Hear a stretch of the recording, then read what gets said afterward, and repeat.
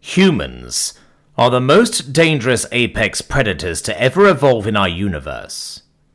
All things considered, without augmentation, a human is rather weak compared to the rest of the species of the galaxy. They are not as strong as the Takar, as durable as the Alphids, or as fast as the Feter, but they did have some things that made them completely alien to the rest of the galaxy, and the most dangerous apex predator to ever grace the galaxy. When humanity escaped the confines of the Sol Free, it sent shockwaves throughout the galactic community. Sol Free was thought to be a death world, inhospitable to intelligent and psionic life, yet humanity proved that wrong.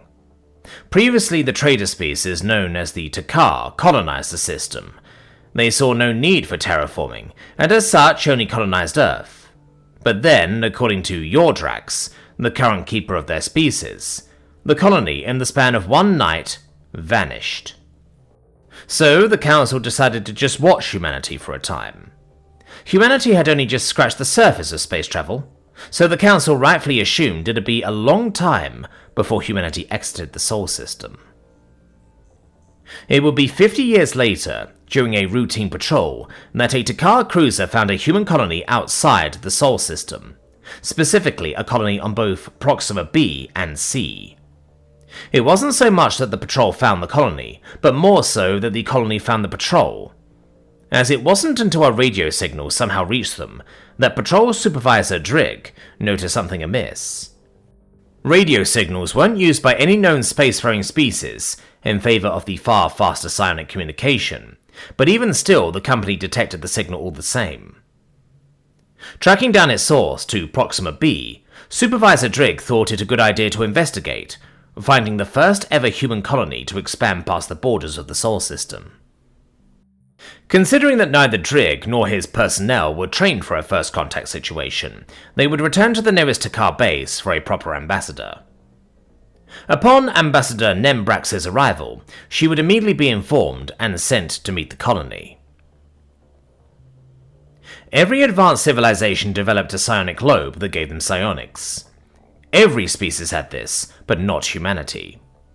Due to the lack of psionic capabilities in humanity, Ambassador Nembrax had no idea what to do, and no way to communicate, so she retreated and called upon the entire galaxy.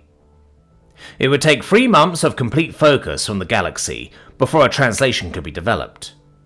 Finally, first contact could proceed, and proceed it did. With the translations now acquired, the galaxy would discover what humans were truly like, and they were shocked to find them quite accommodating and friendly. This friendliness was odd, to say the least. In this galaxy, kind species were often weak and would end up crushed by larger empires. The galaxy would later learn that this kindness was not out of fear of their weakness. Hundreds of years would pass and humanity would establish itself in the wider galaxy, though only take 3 systems: Sol, Alpha Centauri, and Barnard Star. Though Barnard Star did not hold a colonizable planet, humanity still took it because it held 4 small planets, perfect for harvesting. Now it's about time to mention something that the civilizations discovered about humanity. That being that it wasn't just that humanity had no psionics. They were anti-psionic, completely immune to all psionics and incapable of all psionics. This discovery caused further assumptions of the supposed weakness of humanity. Unknown to the galaxy, however, was that humanity made something to compensate for this perceived lacking of their species. They made robotic augmentations to make them better than even the fastest, most durable, and strongest of any species. They made nanite swarms, able to be controlled by a chip in the back of their mind, capable of regenerating a human from complete destruction. Humanity, however, showed none of this. They instead showed kindness to the rest of the galaxy, often operating to aid suffering civilizations, so the galaxy looked down upon them as weak.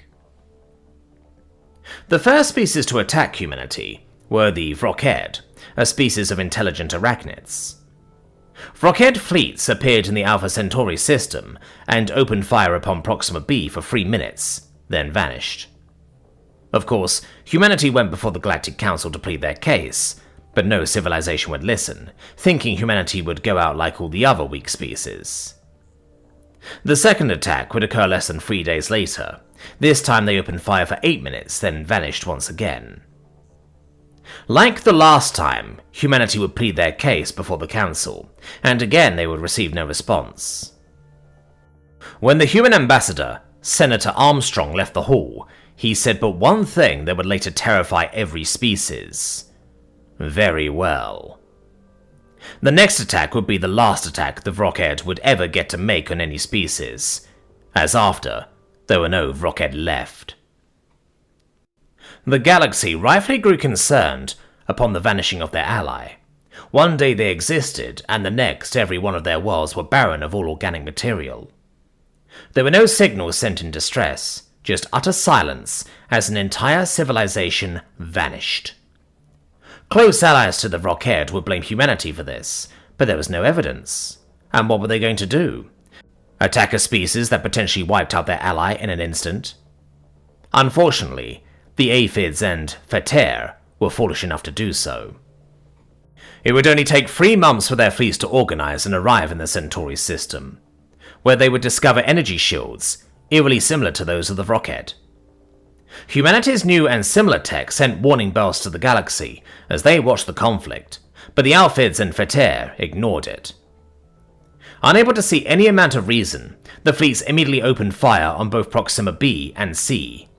Then humanity unveiled the first horror of theirs, the galaxy would discover.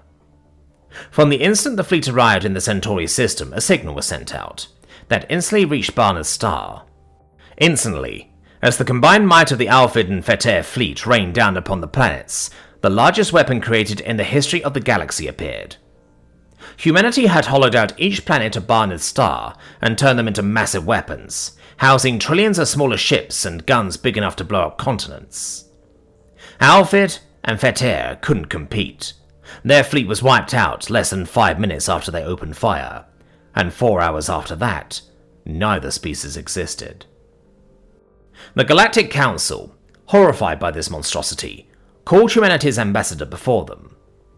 In the hall, they shouted condemnation after condemnation at humanity, and Armstrong just laughed at them. "It was your council that chose not to listen to us. Now you feel the consequences?"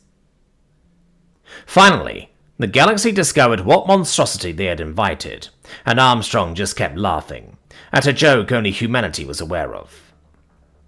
After intense deliberation, the council then decided to give a demonstration to humanity of their power.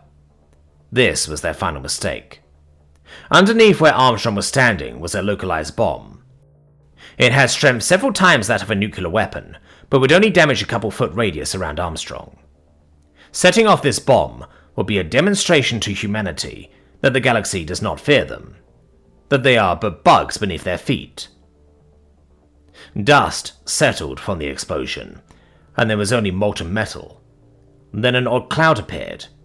It devoured all the matter and energy within a 20-meter radius of itself, and slowly, as the council watched, built Armstrong back into perfect shape, augmentations and all. There, as soon as his voice box came back, Armstrong just laughed, even harder than before.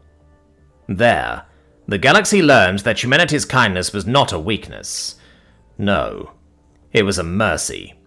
It suppressed the violent monster humanity contained, and the galaxy had just let it loose upon themselves. 3 years later, I am the last of any species. Now there is only the human empire, in a galaxy that holds only them in the ever-expansive void.